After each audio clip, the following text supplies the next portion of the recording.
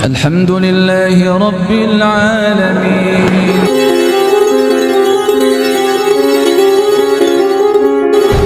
Saya nggak mampu mendampingi anak-anak untuk tidak larut dengan dramanya Doraemon, misalnya seperti itu.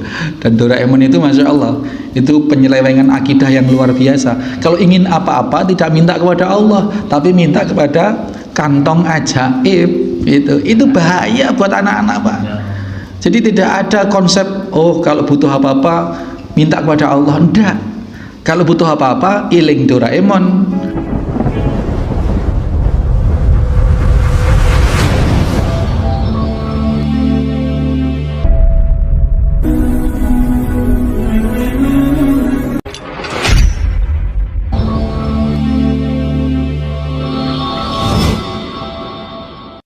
Bismillahirrahmanirrahim. Assalamualaikum warahmatullahi wabarakatuh. Innal hamdalillah nahmaduhu wa nasta'inuhu wa nastaghfiruh wa na'udzu billahi min sururi anfusina wa min sayyiati a'malina.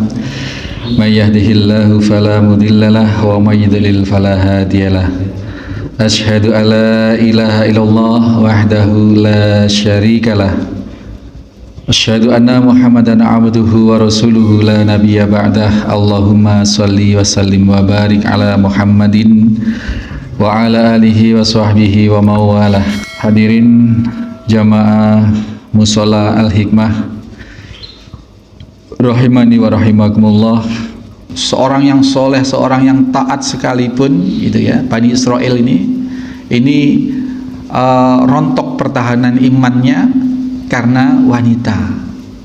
Maka disarankan oleh Nabi Sallallahu Alaihi Wasallam kita harus takut, harus berhati-hati dengan dua hal ini, yakni kelezatan dan keindahan dunia, kemudian keberadaan wanita. Sekali lagi, wanita ini tidak hanya tergambar dalam kisah tadi itu, lawan jenis, mahram, bukan mahram, seperti itu, termasuk dengan anak-anak perempuan kita, termasuk dengan istri kita. Umar bin Khattab radhiyallahu an pernah menikahkan salah seorang anaknya yang bernama Ibnu Umar, Abdullah bin Umar. Menikah dengan wanita yang cantik, Pak.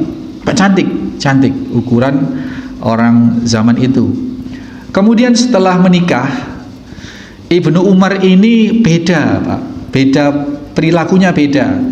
Ibadahnya semakin kendor, ke masjidnya tidak serajin dulu. Kemudian Umar sebagai seorang ayah gelisah. Ini anak ini menikah, dapat wanita, dapat istri, kok malah tidak menjadi lebih baik? Kok menjadi kualitas ketaatannya menurun? Akhirnya disarankan, wahai Ibnu Umar, dikarenakan istrimu itu tidak bisa menjadikan kamu lebih dekat kepada Allah, maka ceraikanlah. Wah, Ibnu Umar, Pak, istrinya cantik, Pak. Wah, gimana Bapak ini? Akhirnya dia tidak mengiyakan, tapi beliau radhiyallahu an ini lapor ke Nabi Sallallahu Alaihi Wasallam. Lapor ke Nabi, ya Rasul, sesungguhnya cerita begini. Apa jawaban Nabi Sallallahu Alaihi Wasallam? Taatlah kepada bapakmu. Berarti Rasul juga menyarankan untuk mengiyakan apa sarannya Umar bin Khattab. Lalu karena sudah Nabi menyatakan seperti itu, diceraikan, Pak. Itu. Jadi ketika seseorang punya harta, punya anak, punya istri, pelajarannya apa? Apakah harus kita cerai? Ya jangan dululah. Ya sebisa mungkin dibina. Intinya jangan sampai keberadaan harta, kepemilikan harta kita itu, keberadaan wanita kita itu menjadikan kita surut dari ketakwaan, dari ketaatan kepada Allah Subhanahu wa taala. Ya. Punya HP, setan gepeng ya, ya. Punya HP, punya laptop, punya TV, punya apapun. Kalau ternyata itu menjadikan lebih menjauh dari Allah, maka kurbankanlah itu. Ya korbankanlah HP, mending tidak punya HP kayak Pak Haji Rebo. Karena Pak Haji Rebo kalau punya HP pasti tidak sholat ke masjid, sehingga milih sampai sekarang nggak mau punya Android karena setan gepeng. Tapi bagi jenengan yang betul-betul siap mengendalikan diri, bisa mengendalikan HP, tidak dikendalikan oleh HP, ya nggak apa-apa punya HP, itu loh maksudnya. Jadi setiap orang punya pertimbangan masing-masing. Nah kalau Pak Haji memang merasa nanti kalau saya punya Android setan gepeng, saya gak karu-karuan gitu. Ya memang nggak punya sampai sekarang ini Pak Haji. Dikasih pun juga nggak mau beliau. Itu setan gepeng. Di rumah itu ada beberapa laptop Pak, ada beberapa laptop. Ya dikala kemudian anak saya ngelandor dalam ibadahnya karena laptop, kita nasihati, kita berusaha, kita sita, nah tapi ketika sudah mentok tidak dengan berbagai cara tidak, ya harus laptopnya itu yang harus kita musnahkan gitu.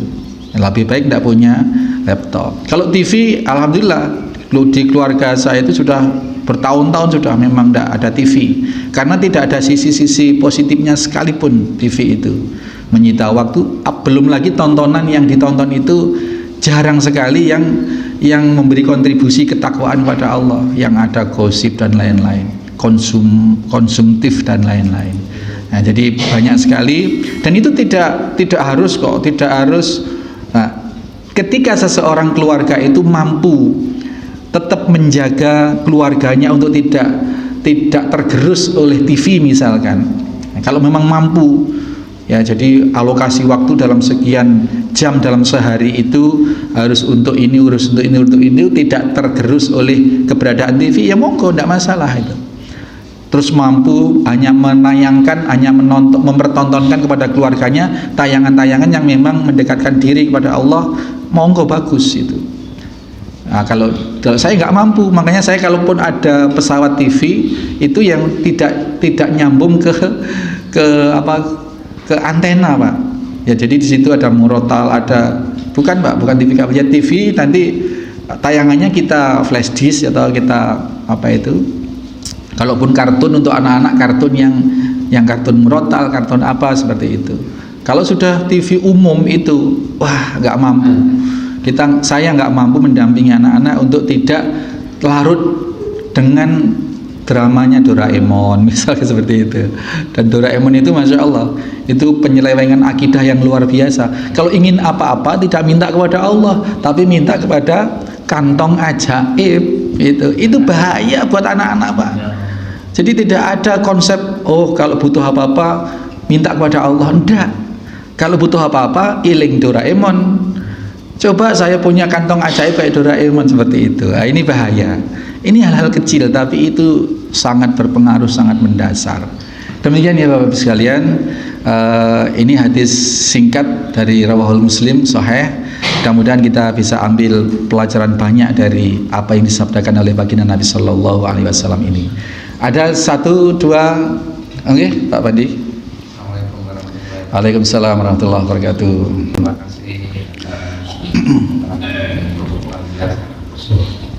yang saya tanyakan, terutama wanita ya, itu kebanyakan itu berkatu sama istrinya, bagaimana kita tidak takut itu.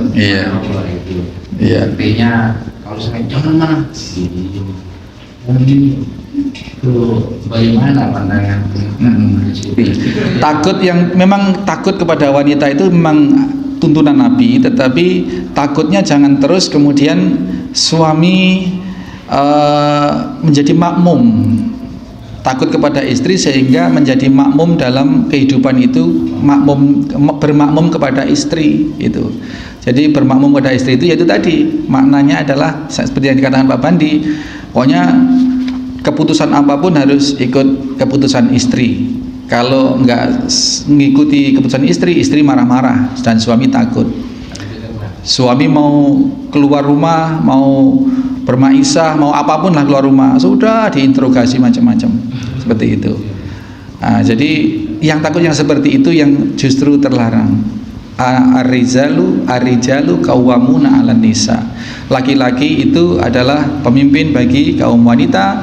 Jangan sampai kehidupan dalam masyarakat, dalam keluarga itu dikendalikan oleh wanita, gitu, oleh istri, gitu. Ya, seperti itu. Jadi karena apa? Ya sangat banyak perlu penjelasan yang lebih khusus bahwa wanita itu adalah suatu makhluk yang lemah, Pak, yang lemah akal dan juga lemah secara emosional juga, sehingga tidak cocok ditaruh di depan, gitu. Maka kalau diibaratkan wanita itu berasal dari tulang rusuk laki-laki, ya tulang rusuk itu ada di samping dan kita lindungi, bukan ditaruh di depan sebagai imam.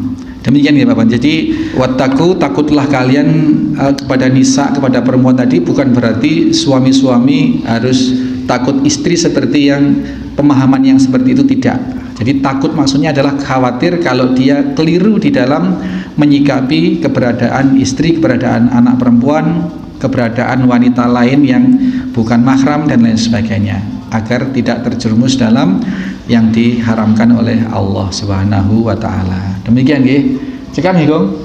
Ada? Monggo, Gong nggih. Terkait dengan bahwa kemudian dunia ini manis, hijau, menyenangkan.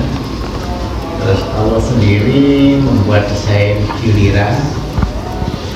Kemudian terakhir kita memahami yang paling baik adalah amal kita yang baik. Kemudian dalam kondisi yang saat ini ada, kayaknya secara berbangsa dan bernegara ini bagaimana dunia ini indah, dunia itu hijau, dunia ini betul-betul menjadi kekuasaannya, ya, sehingga kayaknya dengan segala kondisi yang diciptakan, diketahui oleh masyarakat banyak, sehingga terjadilah pemilu yang kayak gini carut marutnya. Kemudian kita dalam memposisikan diri orang-orang yang takwa ini perlu untuk kita itu tidak masuk dalam kondisi-kondisi yang menyesatkan. Artinya kita harus berbuat atau berdoa. Nah, diantaranya adalah bagaimana indahnya kekuasaan, sehingga kondisi-kondisi sebelum pemilu diciptakan, hukum diciptakan, lain-lain teknologi diciptakan, sehingga kita dalam kondisi sekarang yang saat ini menurut kita perlu mengambil langkah-langkah yang mengarah pada ketakwaan. Nah, oleh sebab itu mungkin ada pencerahan Ustaz bagaimana menyikapi kondisi kayak itu, karena memang kayaknya makin tanda tanya besar, khususnya membawa dampak yang positif atau negatif di depan. Terima kasih. Assalamualaikum. Waalaikumsalam warahmatullahi wabarakatuh. Ya, Gong. Jadi memang kalau bicara seharusnya itu banyak hal yang tidak terjadi seharusnya. Yang terjadi adalah yang ketidakharusan, itu malah terjadi. Nggak usah jauh-jauh dari konsep dasar di dalam memilih pemimpin pun sebenarnya kita itu juga tidak tepat, gitu loh. Kalau memilih pemimpin itu dasarnya, kalau kita mau, ini karena konteksnya kajian Islam, kalau kita konversi ke ranah kajian Islam itu ya harus memenuhi kriteria seperti itu. Dan yang boleh untuk menentukan pemimpin, memilih pemimpin itu adalah orang-orang yang berilmu, berakal. Maka dalam konsep Islam itu mengangkat pemimpin itu diangkat oleh para alim, para orang-orang yang memang menguasai, memahami di bidang pemerintahan, ketatanegaraan. Pemimpin di dalam Islam itu adalah harusnya, ya kalau dalam konsep Islam itu adalah seseorang yang bisa membawa rakyatnya lebih dekat kepada Allah Subhanahu wa taala. Maka nggak usah jauh-jauh, di Indonesia dulu zaman Majapahit akhir, zaman Demak, itu yang mengangkat pemimpin adalah para wali songo. Wali songo itu adalah representasi dari perwakilan rakyat umat yang memang sudah terpilih dalam keilmuan, memiliki kapasitas keilmuan yang memadai, sehingga tepat di dalam menampilkan seorang dijadikan umaro gitu. Jadi kalau sekarang kan tidak, Pak. Suaranya satu ulama yang ilmunya sudah sak gudang dengan satu orang, maaf, tukang mancing yang bukan siapa-siapa, itu diperlakukan sama kalau dalam konsep demokrasi itu. Jadi dari awalnya seperti itu kita memang sudah tidak memakai dasar-dasar Islam, sehingga yang terjadi kemudian ya seperti itu. Maka sikap kita adalah senyampang kita. Meskipun di dalam proses demokrasi yang notabene bukan dari Islam, tetapi dalam menerapkan demokrasi itu bagi masing-masing kita sudah memakai dasar-dasar Islam, yakni ada 3 pilihan. Pilih pemimpin yang tampaknya paling dekat kepada Allah, ya indikasinya dia melakukan syariatnya, sholatnya, dia menjauhi minuman keras dan lain sebagainya. Sebatas itu yang bisa kita lakukan. Setelah itu kita tunaikan, selesai buat kita di hadapan Allah. Selesai, serahkan kepada Allah. Apakah proses politiknya, proses ketatanegaraannya direkayasa, dimanipulasi, itu sudah bukan dosa kita. Itu kita selesai di hadapan Allah seperti itu, karena kita memang berada dalam sistem yang tidak Islami. Ngaten gong, jadi wenteng gong, mikir gitu betul itu enteng, wis bene. Sekarang sudah ada ahlinya, kalaupun mau angket, mau memperbandingkan data dari C1 Plano dengan yang ada di Sirekap, itu sudah ada ahlinya masing-masing. Kita nggak punya kapasitas untuk itu. Tugas kita di sini sudah berikhtiar, beristikharah, memilih dengan benar menurut pandangan syariat Islam tadi itu, selesai gitu. Selesai, nggak perlu baper-baperan nanti toh yang dilantik siapa, ya sudah. Kalaupun ternyata yang dilantik itu adalah yang tidak sesuai dengan kepatutan, ya kepatutan hukum dan lain sebagainya, ya sudah, itulah yang sebagai konsekuensi bernegara yang tidak memakai dasar syariat Islam itu. Ya, tapi hubungan kita kepada Allah, komitmen kita kepada Allah tetap bahwa yang dilantik ternyata yang bukan sesuai dengan petunjuk kriteria-kriteria ilahiyah, ya sudah, itu bukan dosa kita gitu. Ngoten nggih, nggih. Jadi enteng terus, meskipun gimana-gimana ini tetap enteng kita, insyaallah. Ngoten. Subhanakallahumma wa bihamdika asyhadu alla ilaha illa anta astaghfiruka wa atubu ilaik. Assalamualaikum warahmatullahi wabarakatuh.